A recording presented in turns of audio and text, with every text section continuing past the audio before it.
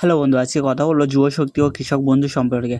যুবশক্তি পেলে কি কৃষক বন্ধু পাবে, না কৃষক বন্ধু পেলে কি যুবশক্তি পাবে? দুটো কি একসাথে পাবে সেই সম্পর্কে। কৃষক বন্ধু ও যুবশক্তি কি একসাথে আবেদন করা যাবে? আমি কৃষক বন্ধু পাচ্ছি, তাহলে আমি কি যুবশক্তিতে আবেদন করতে পারবো? এই সম্পর্কে বিস্তারিত আলোচনা করব।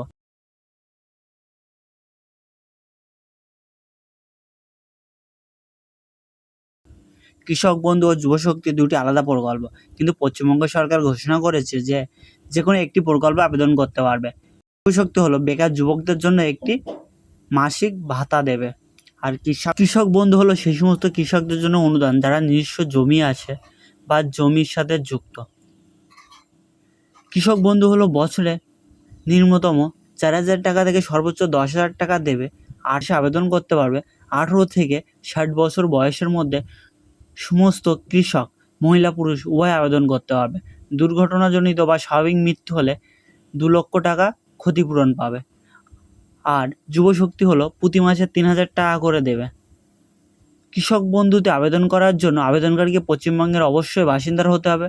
আবেদনকারীর নামে নিজস্ব জমির পচ্চা ও পাট্টা থাকতে হবে।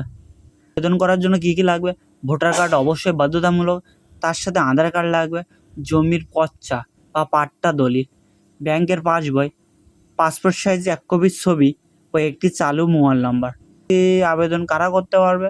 যুবশক্তি আবেদন করার জন্য কী কী প্রয়োজন? যুবশক্তি আবেদন অবশ্যই পশ্চিমবঙ্গের বেকার যুবকরা করতে পারবে।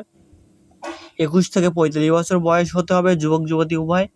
ন্যূনতম 10ম শ্রেণী পাস বা ক্লাস 10 পাস হতে হবে। এবার আরেকটা পার্থক্য আছে, ক্লাস 10 থেকে 12 পাস পর্যন্ত যুবক যুবতীদের প্রতি মাসে 2,000 টাকা দেবে। আর আছে বিএসসি বিকম এর থেকে সর্বোচ্চ শিক্ষা পর্যন্ত সবাইকে প্রতি মাসে 3,000 টাকা দেবে। আর কারা পাবে না? যারা কেন্দ্র রাজ্য সরকারের কোনো ভাতা বা স্বনির্ভর প্রকল্পের অধীনে ঋণ গ্রহণ করে থাকলে তাদেরকে কোনো এই যুবশক্তি পাবে না।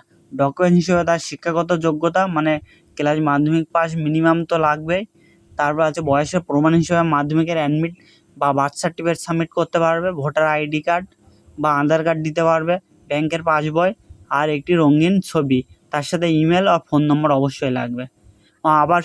আবার সূত্র মারফত শোনা যাচ্ছে যে যুবশক্তি আবেদন করলে কৃষক বন্ধু টাকা পাবে না, আর যুবশক্তি আবেদন করলে লক্ষ্মীর ভাণ্ডার পাবে না। এটা এখনও সূত্র থেকে জানা যাচ্ছে, কিন্তু পশ্চিমবঙ্গ সরকার এখন বিস্তারিত কোনো কিছু জানায়নি।